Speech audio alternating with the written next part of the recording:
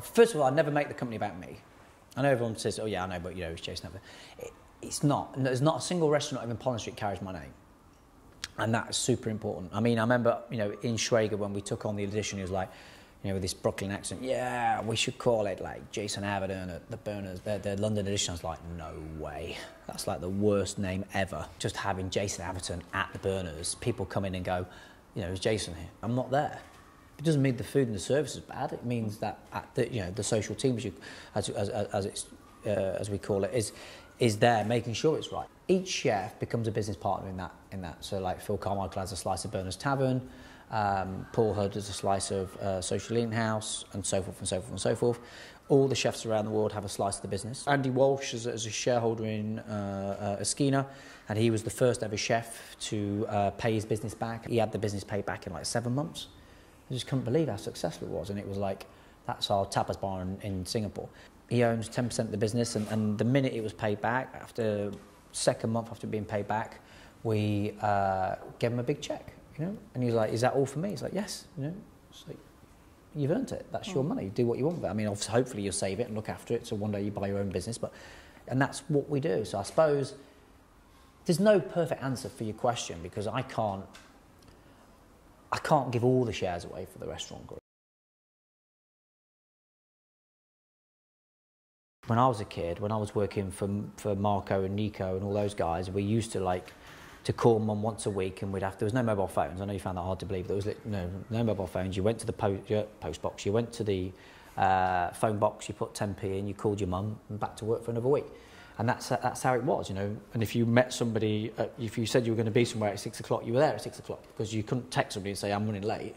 You had to be there. We're going through this generation where everything's like instant, everything's social media. It's like, I need this now. So everyone expects everything like that. But unfortunately, in our industry, it's still a very slow process to learn. And it always will be, I'm afraid.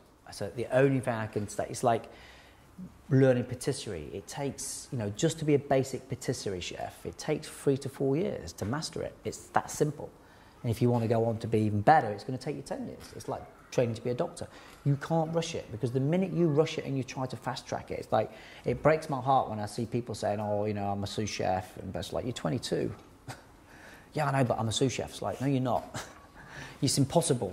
Yeah, I know, but I get like 35 grand a year and that's what I want. It's like, I understand, but unfortunately, so you've got yourself in a trapped situation now where you've either got to take the brave decision, where you've got to go back and learn again, or you've just got to continue to be a sous chef in a pretty, average place, what's going to pay you that money because they need you. And I'm glad it took me this long to get my own restaurant, because at the age of 38, when I launched it, 39, I was almost overqualified. I started cooking at the age of 16. I ran away to London literally did run away to London to train to be a chef. I'd already worked at La Tante Claire for Pierre Kaufmann, Nicolas Dennis, Marco Pierre White. Went to live in France to work at Auberge de Lille in Alsace. Done numerous stages at the Maroc at Saison, you name it, anywhere I could on my days off, and was literally obsessed by learning for for donkey's years.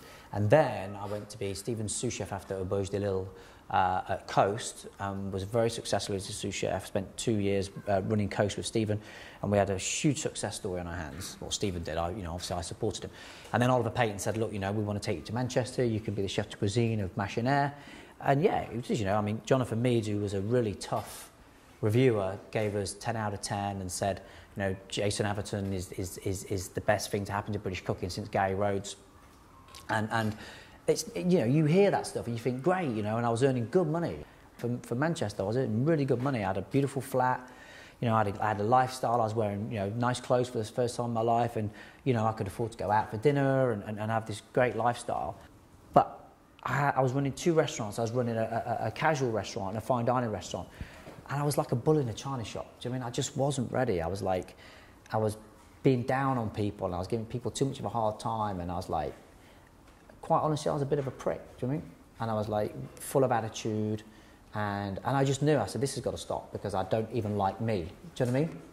Because I couldn't get what I wanted out of that business, culinary-wise, and I didn't have it in me to get it out. So I just said, I've got to stop, because either someone's going to kill me or I'm going to kill somebody, so I just need to get out of here. So I said to Oliver, look, I just can't do this anymore. You know, I'm out. And I wrote to Fran Adria to go and work at. We had heard about the rise of Spanish cuisine way before it sort of came to anyone's attention. I never knew Ferran was going to be the global success story he then went on to become. I just knew he was like the next big thing in Spanish cooking. And I just, you know, I dumped my girlfriend at the time and got on a plane and went out to Spain. I thought, if nothing else, I'll just backpack around Spain and see what's going on out there. Then I spent the year working for Ferran Adria for free.